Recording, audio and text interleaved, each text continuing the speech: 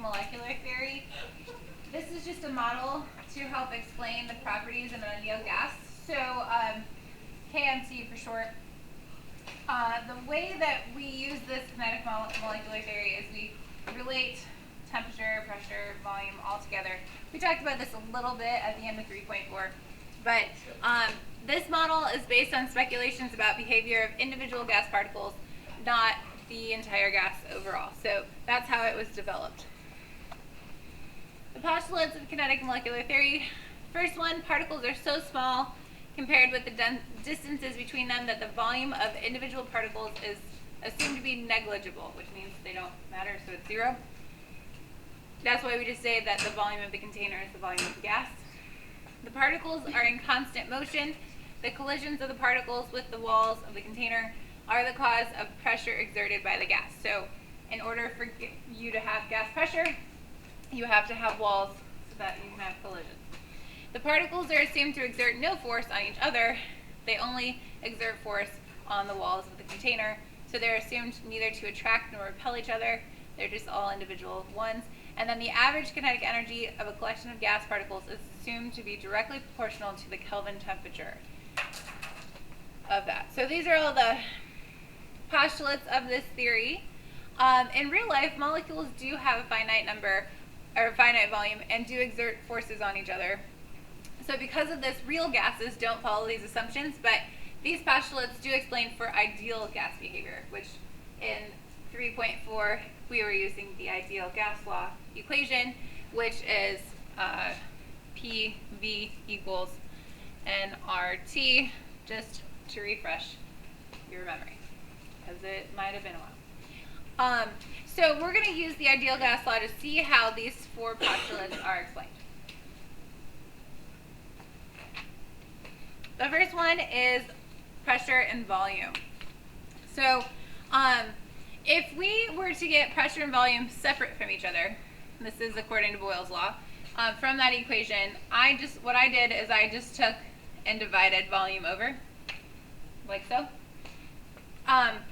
If we are comparing only pressure and volume, then that means that everything else in the equation has to be constant. Okay? And so we're only looking at the changes between the pressure and the volume. Well, if you decrease the volume, what do you think is going to happen to the pressure? It's going to increase. The reason why it increases is because with less volume for your container, then there's more likely of a chance for it to hit the walls. So there would be, if there's more wall collisions, then there's more pressure. Okay? If we were to raise it up instead of lower it, what would happen? Your pressure would go down.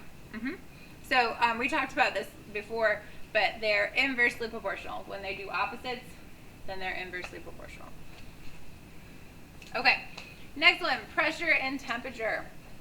So in this equation, I'm just going to use the same one that we just had, but this time, if we want to include the pressure and the temperature, then everything I put in parentheses are the constants this time, where temperature is not. Now, in the last equation, volume is in the denominator, so that's a good indicator that it's inversely proportional.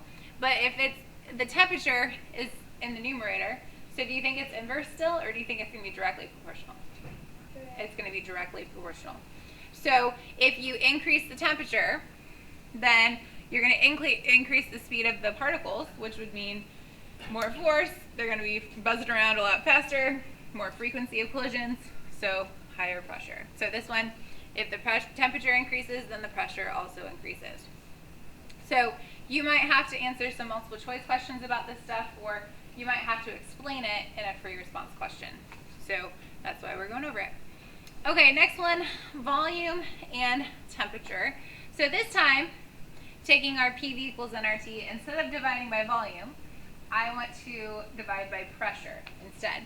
So I'm going to leave volume on the left this time, and then my constants are N, R, and P, because it's going to be between volume and temperature. So right away, what's the hint? If they're both big, there's no division, Is it directly or inversely proportional? Directly proportional. So if the temperature is increased, then in order to keep the pressure constant, the volume also has to increase. Okay, that confuses people because they would think like, oh, well, if the temperature is increasing, then like, couldn't that just still fit in the same area? Yes, it could, but if you want pressure to be constant, then you do have to adjust, because we know pressure and volume are inversely proportional, and so the volume will have to increase in order for the pressure to stay the same, kind of thing. Okay, and the last one, volume versus the number of moles or particles. This is also known as Avogadro's law. So if you have your gas and you pump some more gas into it, the moles is the N, so we can use the same equation that we just did with the volume and temperature, but this time we're going to replace the V or the T and the N. So the constants this time are R, T, and P, and the number of moles is outside. So if you're increasing the number of moles of the gas, then it's going to be directly proportional. So then we have to increase the volume to keep the pressure constant. So keeping these all together and working in the right puzzle way is pretty important. Okay, so the only way to keep pressure constant, because it's supposed to be constant, would be to increase the volume. Okay, so these did not talk about mixtures of gases, but the observation that the total pressure exerted by a mixture of a gas is the sum is expected because kinetic molecular theory assumes that all gas particles are independent of each other and that the volumes of the individual particles don't matter. So it doesn't matter if we have air, which is a mixture of a lot of gases, or if we have just hydrogen, or if we have oxygen and helium, like we had a scuba tank example last week. So it doesn't matter because we assume that they're all independent, they're not going to interact with each other, and the volumes don't matter. So it doesn't matter if one has a bigger molar mass or not.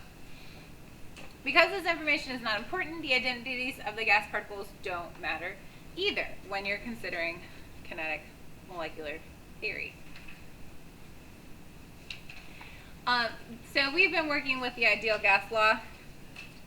There are more ways to find out how this was developed, and you can look in your textbook if you want that, but we're not going to take our time on that in this class.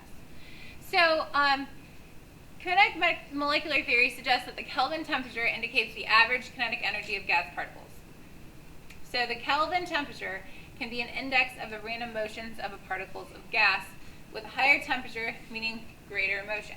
Which, if we just think about this for a second, that makes sense, right? If you have water, vapor, steam, that is going to have a lot more movement than if you have a frozen ice cube, right? We know that the ice cube still has vibrations happening, but it's not flowing and going wherever like the gas does, the vapor does. And in order to make water turn into vapor, you have to add a lot of heat to it when you're boiling water on the stove. So just a couple refreshers from other classes. Potential energy is the energy due to composition or position, and kinetic energy is the energy due to the motion of the object. And it depends on its mass and its velocity. So we're going to talk a lot this year about potential energy, or like chemical energy, how much energy is needed to break bonds. That's all potential energy. Kinetic energy is the actual movement energy, right? So this equation right here is given on the equation sheet. If you ever have to solve with it, you probably won't. But Ke stands for kinetic energy. Mass is in kilograms. And the V stands for velocity, and that's in meters per second. So mass is in kilograms, and velocity is meters per second. And that is because this equation uses SI units, standard units, to solve, and so that's why you have to just make sure that those are the units if you were to use this equation. We're not actually going to solve with it today. Now the average kinetic energy we can relate this to our ideal gas law equation, where the R here is the same R we were using before, 0.08206, and then T is your Kelvin temperature. So they've derived it. It's in your textbook if you really cared to know, on page 219 where this came from. But this just proves to us that the average kinetic energy is directly related to the Kelvin temperature from this equation, because we know if they're on opposite sides of the equation and they're both in the numerator, they are directly proportional. So it just proves for us that what the kinetic molecular theory is saying is true. Okay. Temperature and heat are decidedly different. Just be careful with this. Temperature is a property that reflects the random motions, where heat involves a transfer of energy between two objects. So heat is actually an energy measurement, whereas temperature just reflects motions. So you don't want to get those two confused. So heat is not a substance that can be contained. This stuff relates to what's called the Maxwell-Boltzmann distributions. This is a graph that shows the distribution of kinetic energies of particles at given temperatures. So usually on these graphs, and we have some more on the next pages, you have your velocity or your speed on the x-axis, and then the relative number of molecules on the y-axis. So this graph has a little bit more information coming up, but not all gas particles move at the same speed. So because of this, we can't ask what's the speed of a gas molecule. Instead, we can show the distribution of all speeds at a given temperature.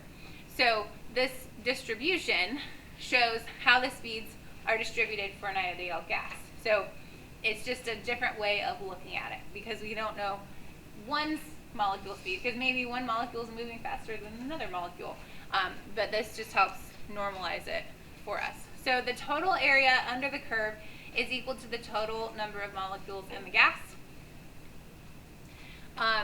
And the most probable speed is the top peak, and that is where the highest number of molecules will be. So most molecules will be at the probable speed, but then you will have other molecules that are not at that speed as well. There's also on the graph, so I said the probable speed. The average speed is just to the right of the peak, which I know that yours is in black and white and gray on your notes, but it is there. And then, so notice how the graph isn't symmetrical too. So the average is just to the right, and as you continue going to the right, the higher speeds kind of go off. They're heading back towards zero. The root mean square speed is another average of the speeds, but it squares the values to make sure the average speeds are positive. This information is also in your textbook. I don't think that you would actually have to solve for the root mean square speed. You would just have to be able to, like, maybe point it out on a graph or something like that. So that's not why we're taking time for that. Every single curve will be at a certain temperature. Okay, so this graph shows how you will shift the curve depending on how temperature is.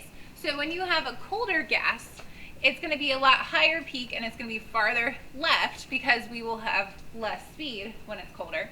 And when it's warmer, it's shifted to the right more for the probable speed location. And the peak is lower because there's the number of particles, or the number of molecules, has to be the same. It's the average underneath the whole thing. And so in order to keep the average the same, then we have to widen it out, bring that peak down. Okay, so I have one example in your notes. I actually stole it from a website, Khan Academy thing. So we're going to go to that so that we can look at the explanation on there too. And then they have a second one that we're going to do as well that's not in your notes, but it's still good to know. And then we'll be done. So, let me go here. Okay, so Can you guys see this? Did I need to blow it up? I can blow it up.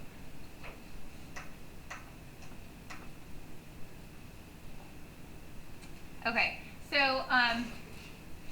a gas of diatomic nitrogen is in a sealed container. The sealed container is then placed in an ice bath and reaches a lower equilibrium temperature with the ice bath. What happens to the following quantities as gas cools? And 2 are correct out of the 4 statements. Okay, so, sorry.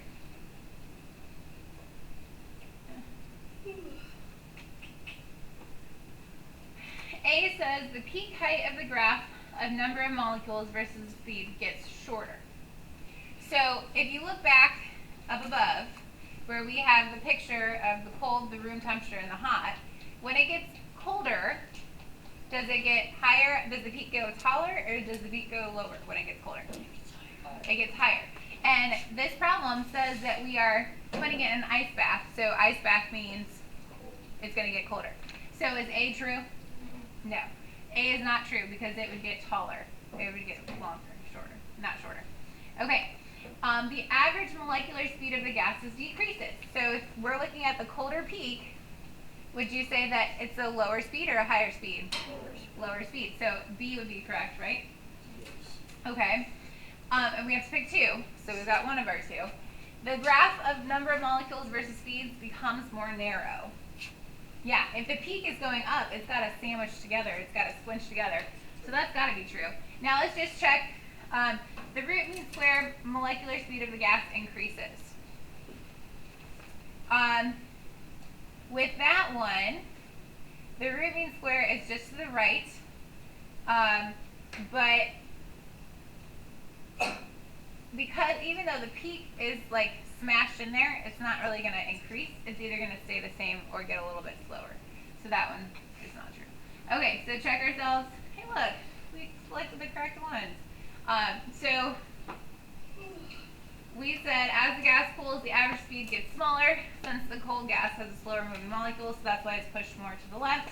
And as the graph of number of molecules versus speed will get more narrow as it cools, because the number of molecules has to stay fixed. So the area under the curve has to stay constant, and that's why the peak will go up and it will shift left. Okay. Now this one isn't in your notes, but let's just talk about it anyway. A gas has a distribution of speed that looks like this. Okay. Which one of the following series of actions would cause the distribution graph to change from curve 1, which is the taller one, the green one, to curve 2, which is shorter and shifted a little bit left? Okay, so it's only one answer. Do we think no molecules are allowed to enter or exit, but the gas is cooled in a sealed container? Some of the gas molecules are allowed to leave, and the remaining gas sample is cooled. Some of the gas are allowed to leave, and it's heated. Hotter gas molecules are allowed to enter and come into equilibrium. Okay, so if it's this way, is it getting colder or hotter? If it's going that way, it's getting colder. Okay. True, but since it's not a really tall peak, even though it's shorter, the moving to the left means it's getting colder. But since the peak doesn't go up, that means it had to lose some particles because the average is different than the original average. So the average is less because it's a smaller peak. Okay, so anything that says heated is not correct then. So C would not be correct and D would not be correct. Okay, so it's either A or B, but we said that it's got to be B because it's a smaller peak, right? Nice. So check it. Hey, look, we did it right. Okay, so good job, guys. Since the total area decreases, some of the gas must have left. And also, since the peak height has shifted to the left, that tells us it's decreased, so that it's a colder temperature. So that's how you would get there. Okay? So that's it, right? We're done?